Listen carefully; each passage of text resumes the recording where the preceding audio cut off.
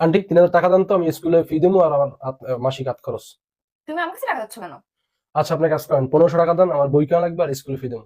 আজব তো, তুমি তোমার বাবার কাছে টাকা চাও, আমার কাছে টাকা দিচ্ছ কেন? আচ্ছা ঠিক আছে, কাম করেন, 500 টাকা দেন, আমি ওই স্কুলে পিকনিকের টাকা দেবো।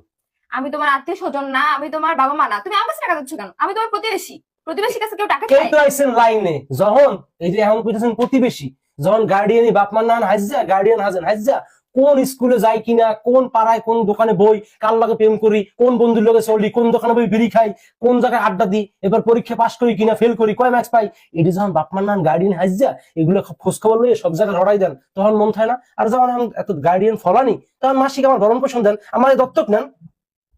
বাবা হইছে, আমি আর তোমার খোঁজ খবর রাখবো না সব। তাহলে ঠিক আছে, এরপর যদি কখন শুনছি যে কিরিঙ্গি বাজাইছেন, কমনে বিড়ি খেয়েছি, কোন খোঁজ খবর লাগে কিরিঙ্গি বাজাইছেন বাপমার দ্বারে, একদম বস্তা বাড়ি লইয়া আমি ঘরে চললাম, আমার দত্তক নেওয়া লাগবে, ঠিক আছে? মন থাকে জানো। আল্লাহ বাঁচাইছে।